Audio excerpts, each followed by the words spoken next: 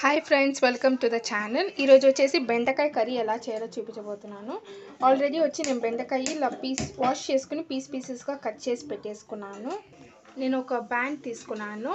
ఈ బెండకాయ మనం ఆల్రెడీ కట్ చేసిన బెండకాయ వచ్చేసి ఒక 10 మినిట్స్ ఫ్రై చేసుకోవాలి. నేను దీంట్లో వేసేసుకొని ఫ్రై చేసేస్తున్నాను. 10 మినిట్స్ ఫ్రై చేసుకోవాలి, ఎందుకంటే ఆ జోమ్ అనేది పోవాలి. ఆయిల్ అంతా ఏం వేసే అవసరం లేదు, జస్ట్ ఒక 5 మినిట్స్ అలా ఫ్రై చేసుకొని ఆఫ్ చేసేసుకోండి. ఇది బాగా ఫ్రై అయిపోయింది. నేను ఇది తీసి సైడ్లో పెట్టేసుకుంటున్నాను. సేమ్ ప్యాన్లోనే నేను 3 స్పూన్స్ ఆఫ్ ఆయిల్ వేస్తున్నాను.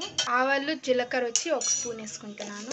మనం ఆల్రెడీ కట్ చేసి పెట్టిన ఒక 2 ఆనియన్స్, 2 చిల్లీ, మళ్ళీ వచ్చి కొంచెం కరివేపాకు బాగా చిట్పట్లాడుతుంది. మనం కట్ చేసి పెట్టిన ఆనియన్స్ వేసేసుకోవాలి. చాలా చిన్నగా కట్ చేసి తీసుకోవాలి. దాని తర్వాత వచ్చేసి కరివేపాకు, పచ్చిమిరపకాయలు వేసుకొని బాగా ఫ్రై చేసుకోవాలి. ఈ ఆనియన్స్ అంతా బాగా ఫ్రై అయిపోయింది. దాని తర్వాత వచ్చేసి 1 స్పూన్ ఆఫ్ ఇంచి పూండి పేస్ట్ వేస్తున్నాను. నేను అల్లం వెల్లుల్లి పేస్ట్ వేస్తున్నాను. వేసేసి బాగా ఫ్రై చేసుకోండి ఆయిల్లోనే.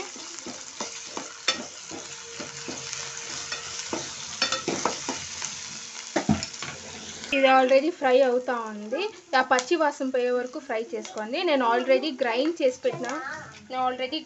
పెట్టుకున్నాను టమాటో పేస్ట్.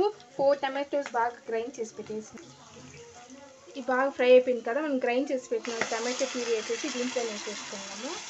వేసేసుకొని ఫ్రై చేసుకోండి.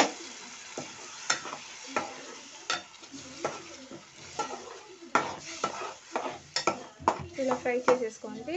మీకు గ్రేవీ కావాలంటే టమాటోస్ ఎక్కువ వేసుకోవచ్చు. మీకు గ్రేవీ తక్కువగా కావాలంటే ఒక 2 to 3 టమాటోస్ వేసినా సరిపోతుంది.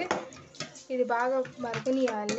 ఇది టమాటో ప్యూరీ అనేది బాగా ఫ్రై అవ్వాలి. ఆయిల్ అనేది పైనకి రావాలి. దాని తర్వాత వచ్చేసి 1 స్పూన్ ఆఫ్ సాల్ట్ వేసుకొని మిక్స్ చేసుకోండి.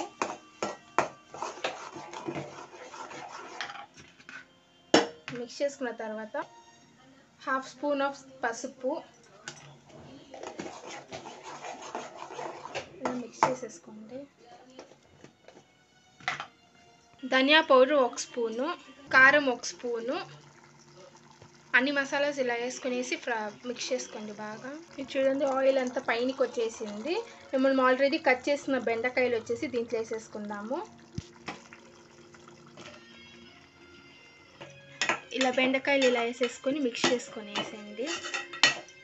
ఇలా బాగా మిక్స్ చేసేసుకోండి.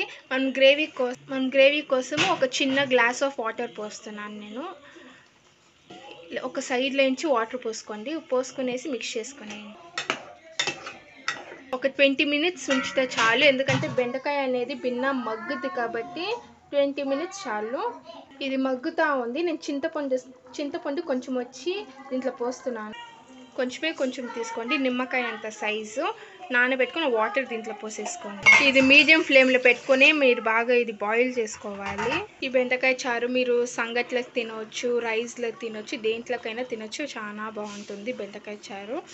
ఫైనల్గా బెండకాయ చారు అనేది అయిపోయింది. మీరు ఇంకా స్టవ్ ఆఫ్ చేసేసుకోవద్దు. చూడండి, బెండకాయ కానీ బాగా ఉడికింది. మీకు ఇంకొంచెం గ్రేవీగా కావాలంటే ఇంకొక 10 మినిట్స్ ఉంచుకొని గ్రేవీగానే చేసుకోవచ్చు. చారు కాబట్టి ఇది కొంచెం నీళ్ళుగా ఉంటేనే బాగుంటుంది కాబట్టి నేను ఇలా చేస్తాను. ఫైనల్గా లైట్గా మీరు కొత్తిమీర ఇలా చల్లుకొనేసి మిక్స్ చేసేసుకోండి.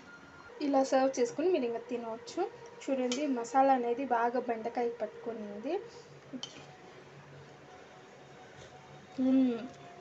ఆ టేస్ట్ ఫ్లేవర్ అనేది సూపర్గా ఉంది. చూడండి, బెండకాయ కట్ చేస్తే ఎలా కట్ అయిపోతూ ఉంది.